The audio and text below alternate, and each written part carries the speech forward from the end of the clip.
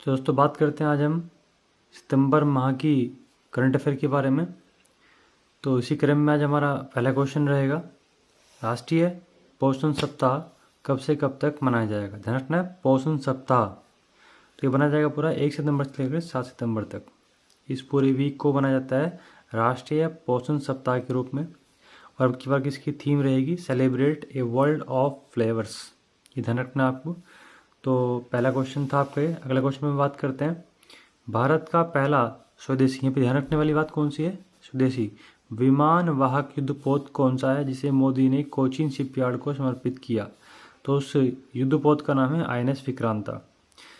युद्धपोत का मतलब होता है आपका जहाज, जिस जहाज पर आपका हमारे कह सकते हैं जो हेलीकॉप्टर्स हैं, युद्ध जो आपके फाइटर प्लेन से वो उसमें उतर सकते हैं। और कमाल की बात यह है कि ये हमारा पूर्णतः स्वदेशी है, इसको भारत ने बनाया है खुद की टेक्नोलॉजी से। तो नाम रहेगा INS विक्रांता।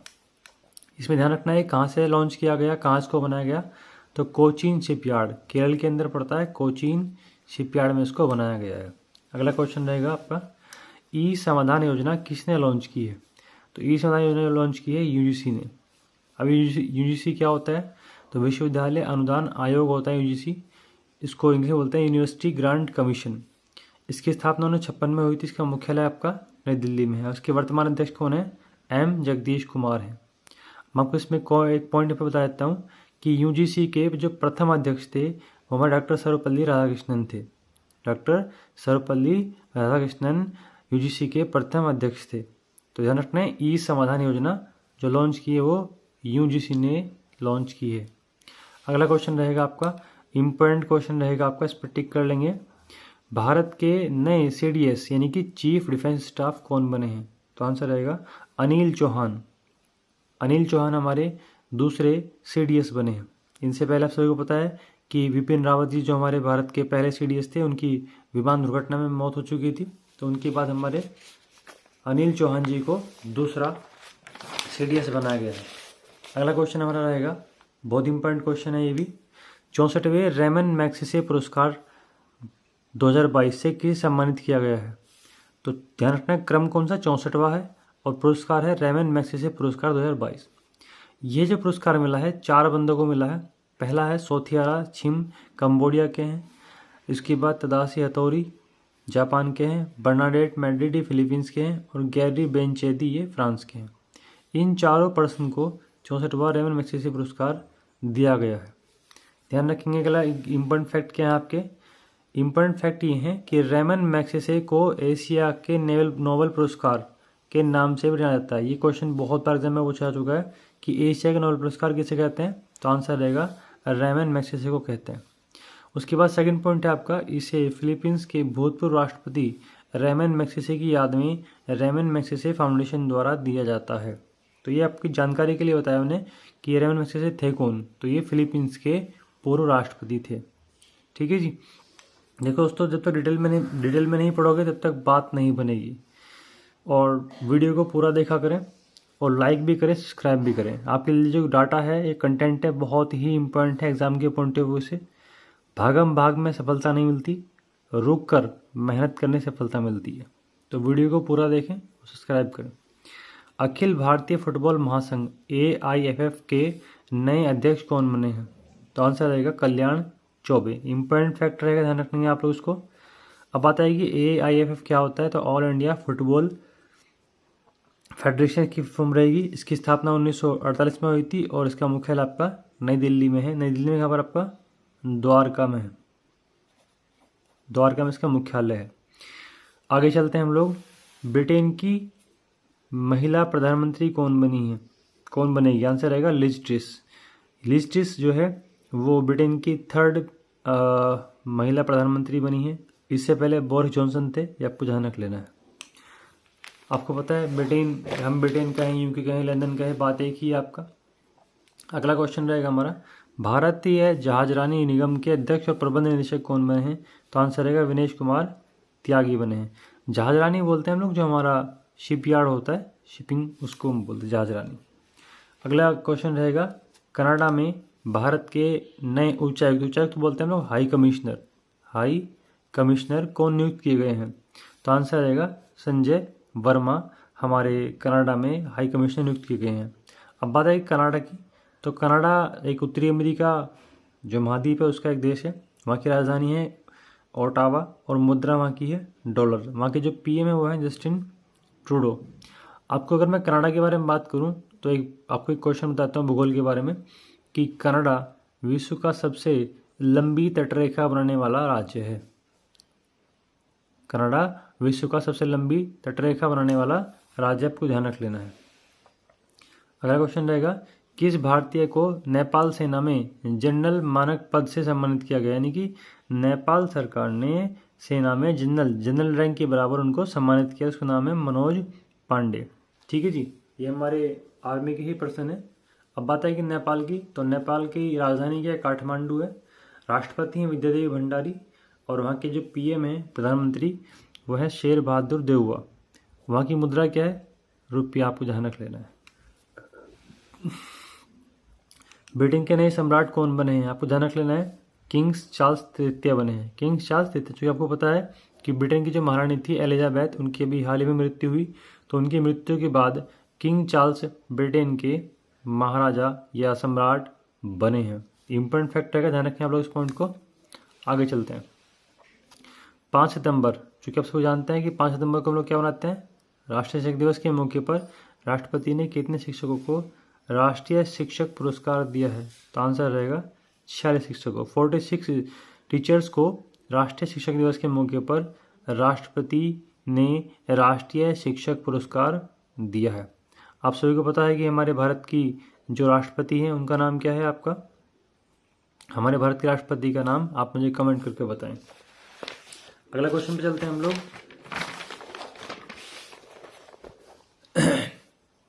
अंतर्राष्ट्रीय मानवाधिकार आयोग के नए प्रमुख कौन हैं? तो आंसर रहेगा वोल्कर टर्क बने हैं, जो कि ऑस्ट्रिया देश से संबंधित है। आगे चलते हैं हम लोग। संयुक्त राष्ट्र विकास कार्यक्रम यूएनडीपी द्वारा मानव विकास सूचकांक 2021-22 में कौन सा देश शीर्ष पर रहा है? मानव विकास सूचकांक बोलते हैं एचडीआई, ह्यूमन डेवलपमेंट इंडेक्स।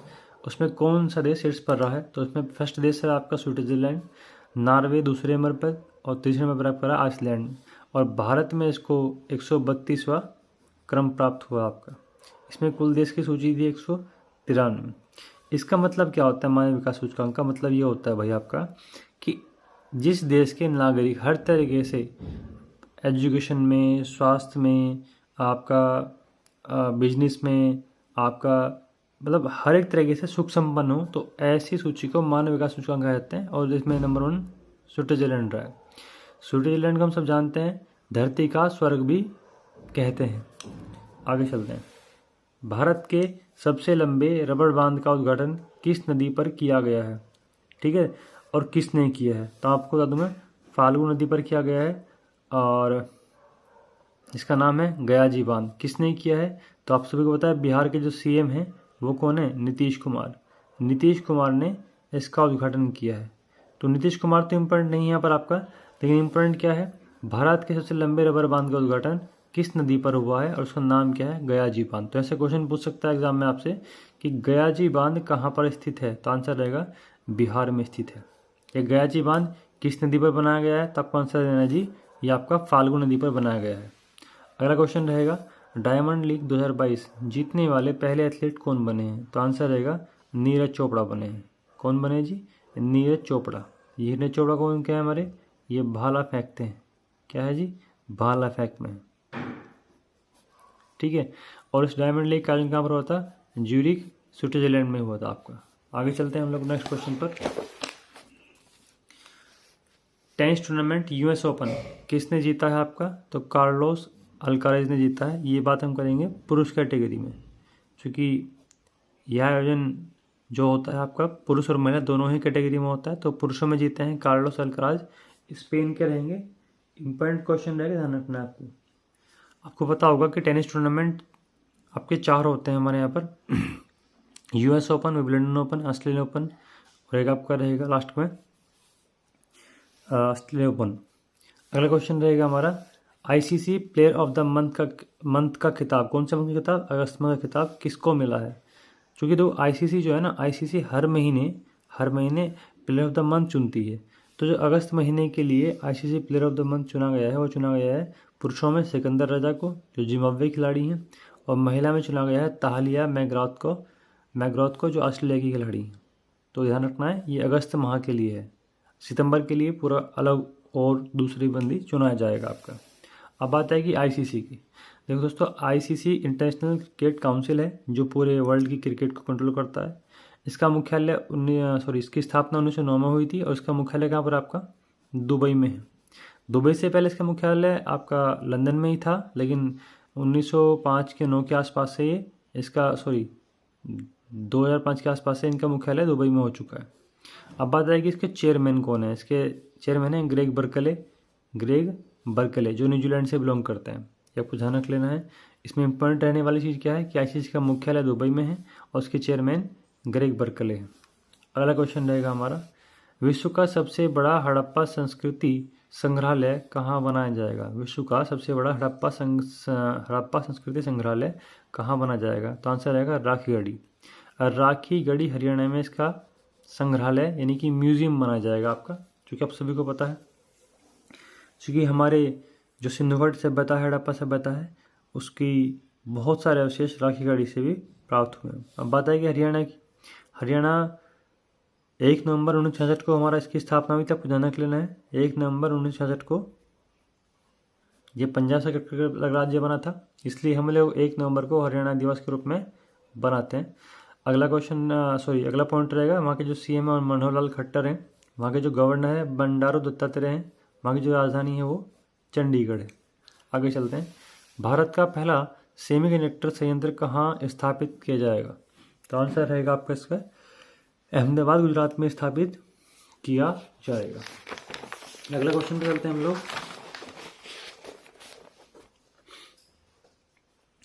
अंतर्राष्ट्रीय लोकतंत्र दिवस 2022 कब बनाया गया।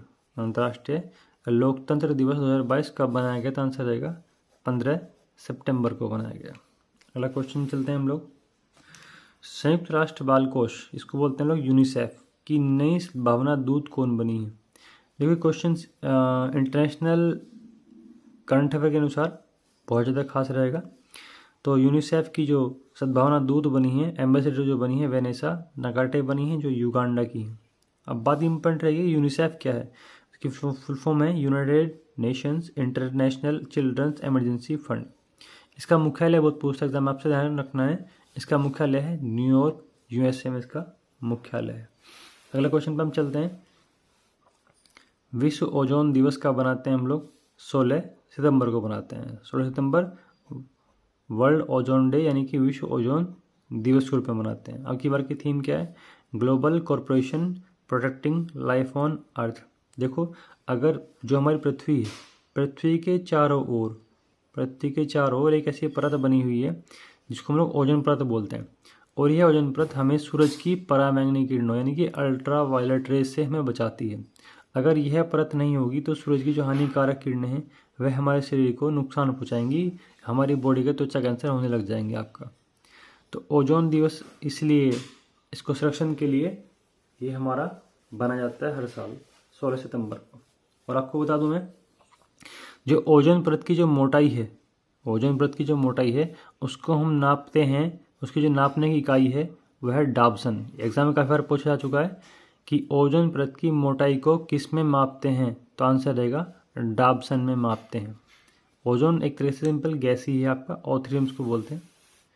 आगे चलते हैं, किस भारतीय महिला वैज्ञानिक को फ्रांस के सर्वोच्च नागरिक पुरस्कार Knight of the Legion of Honour से सम्मानित किया गया है। तो आंसर रहेगा डॉक्टर स्वाति पीरामल को सम्मानित किया गया है। आगे चलते, अगला क्वेश्चन रहेगा, भारत का पहला स्वच्छ सुजल प्रदेश कौन सा बना है। तो अंडमान निकोबार द्वीप समूह भारत का पहला स्वच्छ सुजल प्रदेश बना है आपका। वहाँ पर पानी की व्यवस्था ठीक ठाक हो चुकी है। अंडमान निकोबार हमारा आपको पता है कि केंद्र शासित प्रदेश है। वहाँ के उपराज्यपाल कौन है, DK जोशी हैं। वहाँ की जो राजधानी है वो आपकी पोर्ट ब्लेयर है। आगे चलते हैं हम लोग, फुटबॉल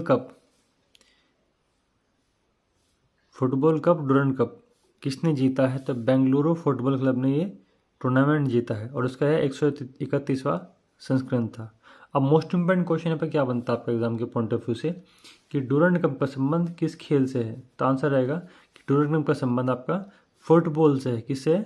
फुटबॉल से। ये ध्यान रखने वाली बात रहेगी। और उसका क्या संस्करण था आपका? एडिशन कौन सा था आपका? 131वां था। किसने जीता? बेंगलुरु फुटबॉल क्लब ने जीता है। अगला क्वेश्चन रहेगा हमारा सैफ SAFF महिला फुटबॉल चैंपियनशिप 2022 का विजेता कौन रहा है? तो आंसर रहेगा बांग्लादेश रहा है। इसका आयोजन कहाँ पर होता है आपका? नेपाल में। वे सैफ है क्या आपका? तो सैफ की फुल फॉर्म होती है साउथ एशियन फुटबॉल फेडरेशन, इसकी फुल फॉर्म होती है। इसका स्थापना 1997 में हुई थी। इसका मुख्यालय ढाका बांग्लादेश में और जिसके अध्यक्ष हैं वर्तमान में काजी सलाउद्दीन है। ध्यान रहेगा आपको, ये ध्यान रखना है। आगे चलते हैं। विश्व शांति दिवस हम लोग कब बनाते हैं? तो आंसर रहेगा 21 सितंबर को हम लोग विश्व शांति दिवस के रूप में बनाते हैं। थीम इसकी क्या रहेगी? End racism build peace. ध्यान रखना है 21 सितंबर विश्व शांति दिवस। अगला क्वेश्चन रहेगा विश्व अल्जाइमर दिवस हम लोग कब बनाते हैं? तो बनाते हैं 21 सितंबर को बनाते हैं। कब बनाते हैं? 21 सितंबर को। अब की बार की थीम क्या रहेगी? No dementia no Alzheimer. No dementia no Alzheimer. Alzheimer जो है हमारा एक मस्तिष्क की संबंधित बीमारी है। ये हमारे ब्रेन को इफेक्ट करती है आपका। तो 21 सितंबर को हम लोग इसको बनाते हैं। अगला क्वेश्चन रहेगा हमारा ये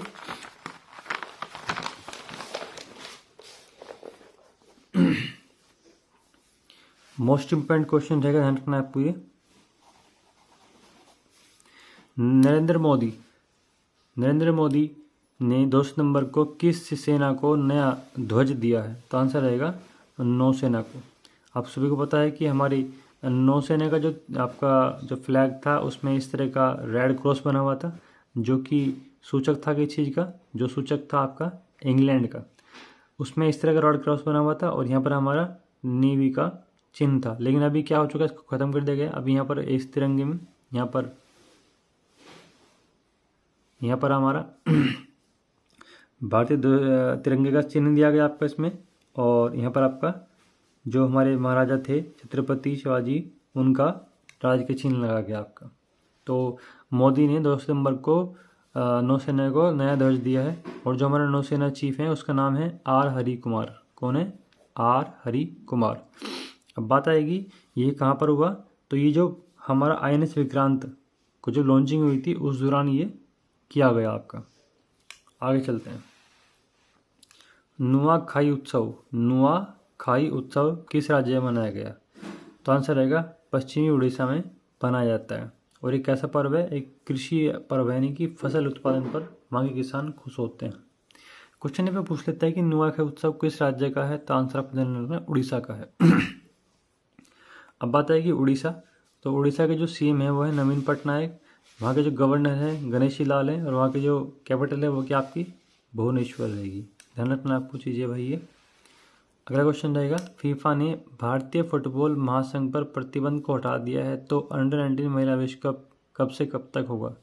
ये कहाँ पर होगा भैया? भारत में। ध्यान रखना है। अभी कुछ समय पहले फीफा ने, जो फुटबॉल की सबसे बड़ी संस्था है, कंट्रोल करती है, उसने भारतीय फुटबॉल महासंघ को प्रतिबंधित कर दिया था, यानी कि बैन कर दिया था।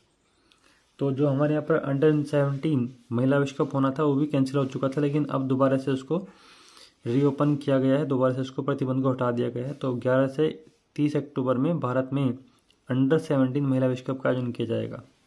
अब बात आएगी जी ये फीफा क्या है? तो फीफा की फुल फॉर्म होती है federation international D football association. Federation international D football association इसकी फुल फॉर्म है। इसके मुख्यालय है आपका पेरिस में। कहाँ पर है भैया? इसका मुख्यालय तो आपका ज्यूरिच में है, स्विट्जरलैंड में।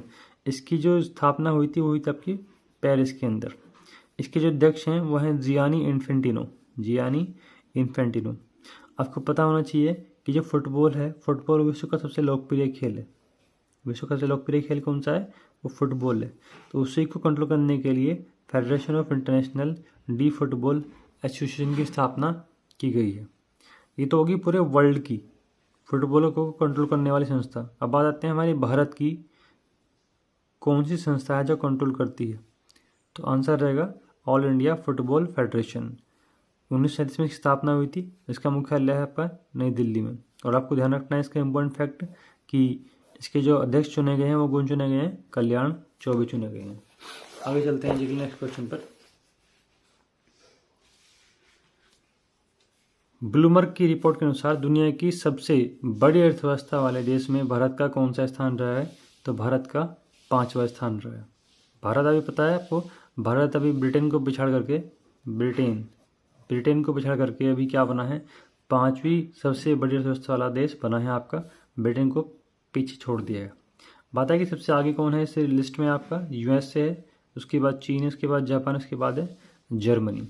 तो इन टॉप 5 में भारत शामिल हो चुका है। अगला क्वेश्चन रहेगा हमारा, हाल ही में किस राज्य में दिल्ली एनसीआर की तर्ज पर राज्य राजधानी क्षेत्र, ध्यान रखना है, राज्य राजधानी क्षेत्र विकसित करने की घोषणा की गई है?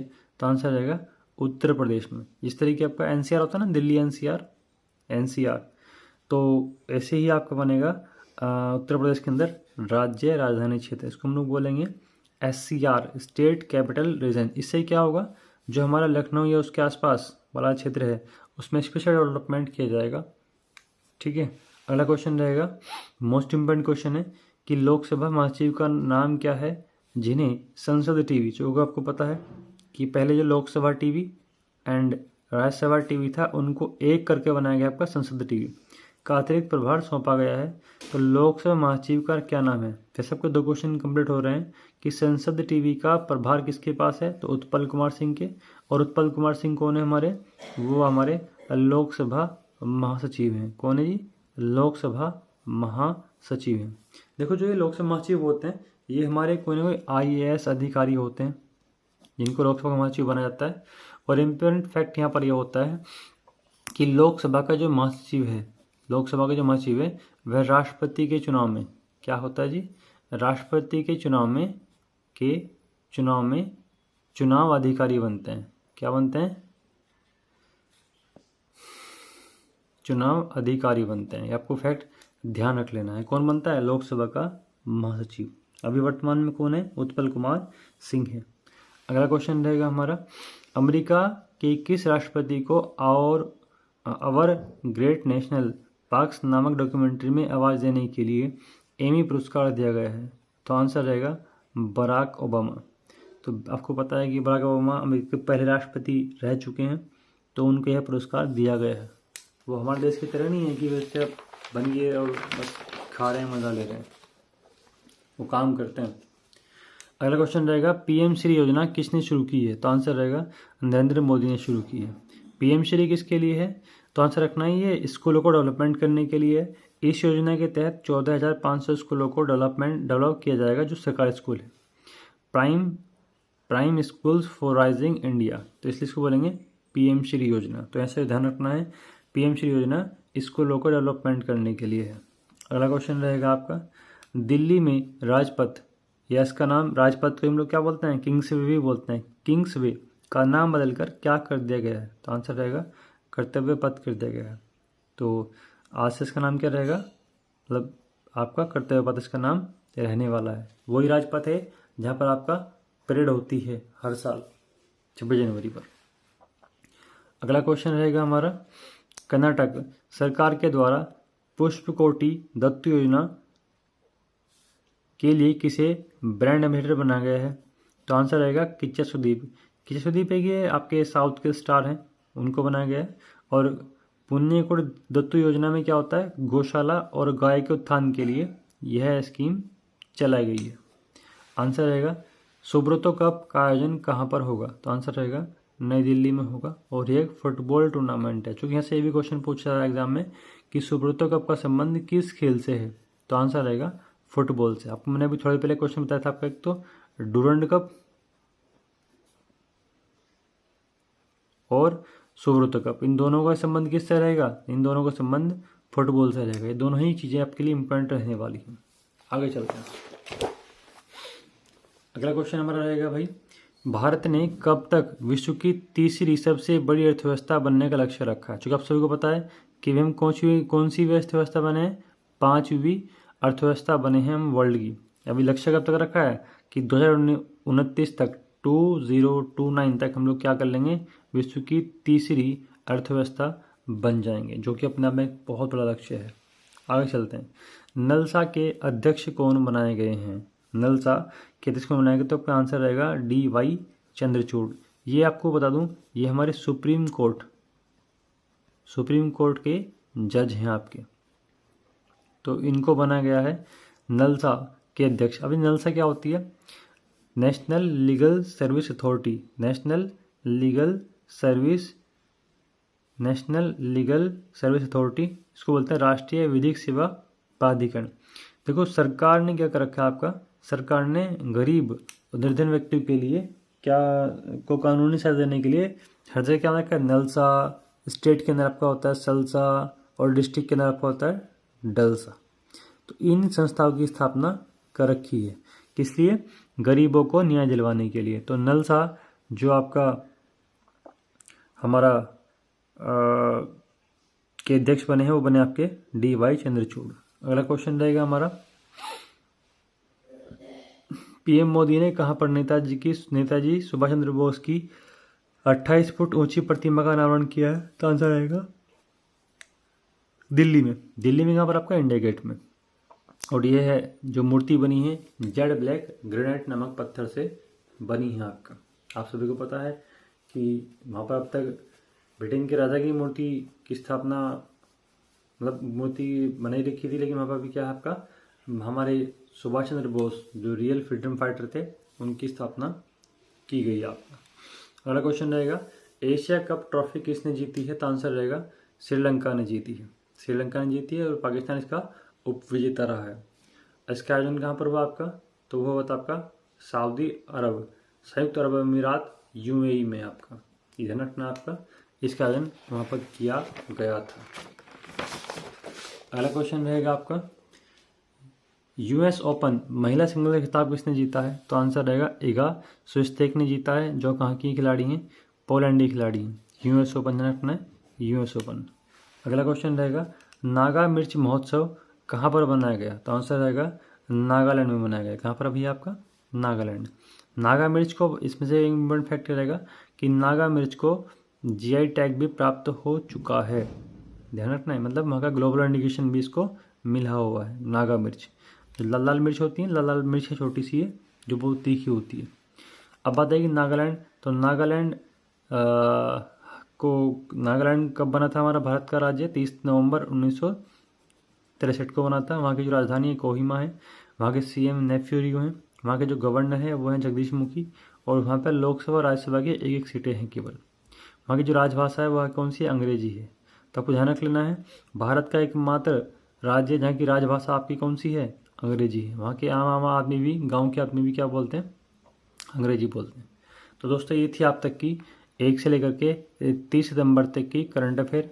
अगर आपको इसमें दी गई जानकारी अच्छी लगी हो तो प्लीज़ वीडियो को सब्सक्राइब करें, लाइक करें और चैनल को सब्सक्राइब करें। सब्सक्राइब करना ना भूलें, ज़्यादा शेयर करें और बस इस तरह से प्यार देते रहें। ठीक है दोस्तों।